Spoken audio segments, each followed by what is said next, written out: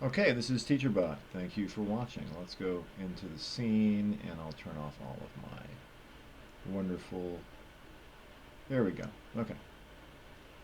Let's get into today's presentation. So I would like to give the pitch um, in person, so to speak, for DataMan.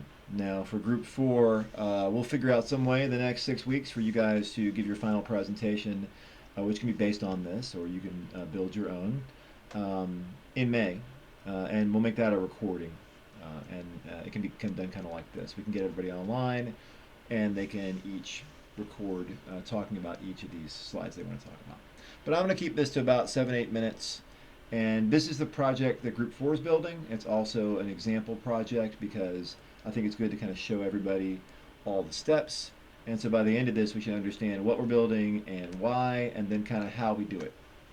So before you get into the product or the team, you want to talk about your problem. You want people to understand and hopefully relate. Hey, I had the problem too, or at least they can understand the problem. Once you get people to understand your problem, then they'll listen to you for a solution. If you just show up and say, hey, here's my solution, people don't have a reason to care. So let me make it really simple. Math practice is boring. It's not that you can't do practice, it's that it is not fun. Flashcards maybe help a little bit, or maybe you gamify it. But my experience with Duolingo Math was, yeah, it's kind of fun. It's a video game. It has some math in it, but the math is kind of an afterthought. So it's not just for kids. The argument we make is 8 to 80. There's probably some value for you taking a couple of minutes a day to do a little bit of math just to keep your mind sharp.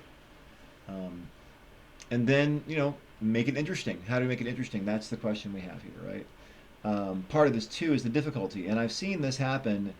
And we're going to have adjustable difficulty. That's what DataMan is going to do.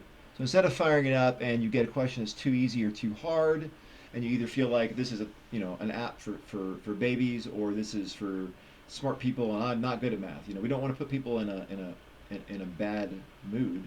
We want to find that sweet spot. It's kind of like finding the right level of weights you can lift without hurting yourself.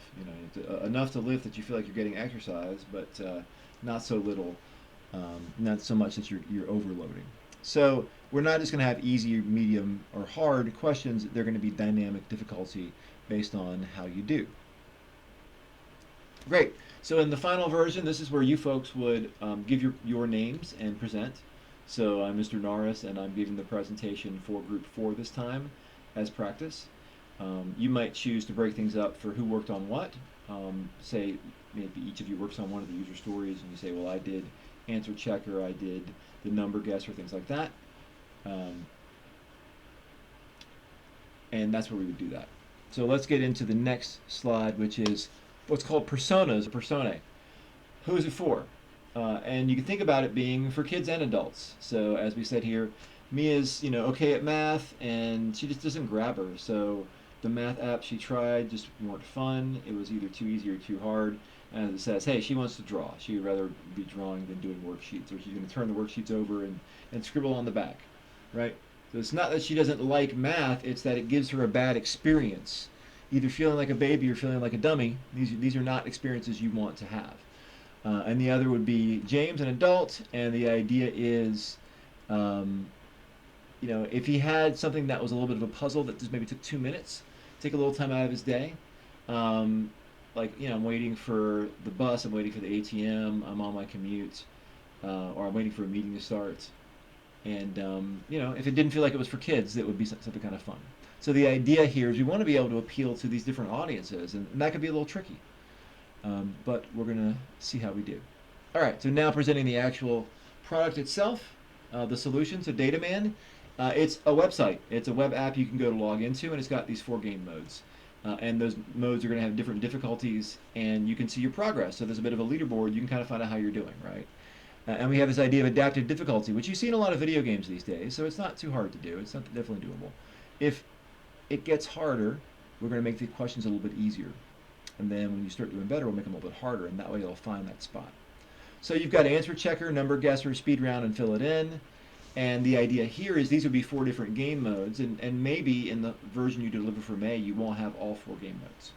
Often when you're delivering a product, you're going to say, hey, we're starting here. Here's the roadmap. We'd like to have all these features. But we don't build all the features at once. We build the first one, the most important one, which is that answer checker, and then move on from there. And we see here that, no matter what your skill level or what grade level, you're going to get adaptive difficulty. We have some of these Duolingo type things where we have streaks and trends, something to encourage people.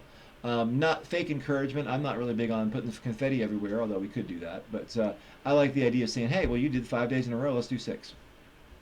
In order to do that, of course, you need to be able to register and log in. So that's a feature that the program's going to have, right? You can pick up tomorrow where you left off. Okay, so let's talk about the experience with our friends Mia and James. So Mia pops up DataMan and 6-day streak. I'd rather have 7-day streak than a 0-day streak, right?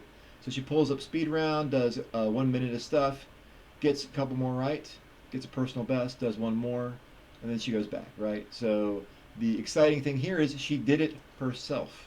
Nobody had to nag her into practicing. She just popped in and practiced. James has got his coffee up and his dashboard says, hey, he's looking at his numbers. He likes numbers. He's maybe a programmer. So he goes in, does some quick right-wrong questions, and gets it done in 2 minutes, right? And if she enjoys that and he enjoys that, that's great. So the idea is you don't feel like you're being punished for practicing your math. You feel like you're doing a quick little thing, like a quick little Wordle round or a quick little crossword. Okay, and here's an example that you might see of a wireframe. So this would be an example what it might look like. We just drew it in plain text here, but you can see you have some stats and some encouragement to go move on. She does her speed round, and when she's done with it, bam, personal best. Okay, so that's an idea of how the program might work, and that makes everything visible. It makes everything visible. Okay, here's the technical stuff behind the scenes. So, like I said, in a lot of the groups we spent time last semester too talking about what platform we're going to use. So we're using Flask, which is a library, and I'll put a quick link here just to show you. So Flask palettes, there we go. It's very well documented. Flask is a really good web application framework that's pretty easy to use. I mean, relatively easy to use.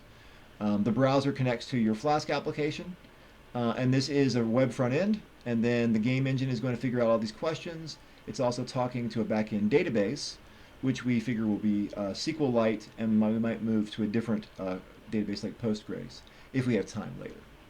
Okay, so out of this, Flask and Jinja, these are included, SQLite's included.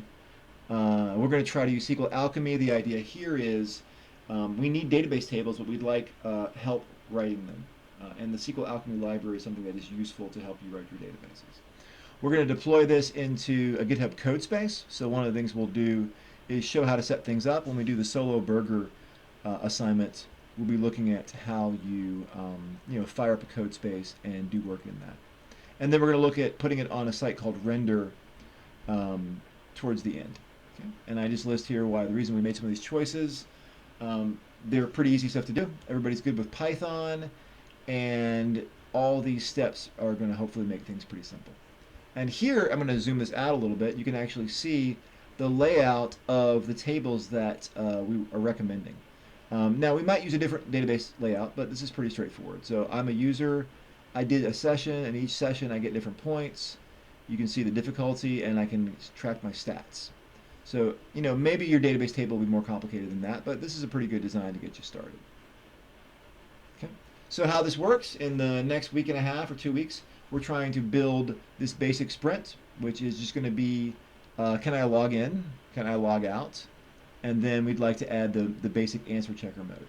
But the biggest thing I'm focused on is, can we fire up our program, log into it, and see the dashboard, and log back out? Because that's the fundamentals of a working application that does something. And then what we're going to do is add features to it as we go. And one of the things we're going to do, again, because we're on a tight time frame, is we're going to describe in human terms what we want the program to do, called user stories. And then we're going to have the help of Claude Code to assist us in building those user stories and adding them to the code. So then in Sprint 2, the next couple of weeks, we'll get into trying a new feature and work on this difficulty engine, which will be a matter of just figuring out, basically based on how well somebody does, how the difficulty goes up and down. So that'll be interesting to try to plan out and discuss. Um, and things like streak tracking. So they logged in 3 days in a row. We show that they have a 3-day streak. And then in the last 2 weeks, which will be late April, early May, we want to get the program running from a code space onto the site render. So then hopefully you can be able to load it up on your phone, your tablet, show your friends, show your family, and we have a full demo with portfolio that you can put on your resume. Okay, that's the plan. And appreciate everybody watching my presentation. How did I do for time? I think I'm fairly good. Okay, I'm going to call that here. But thank you very much for watching.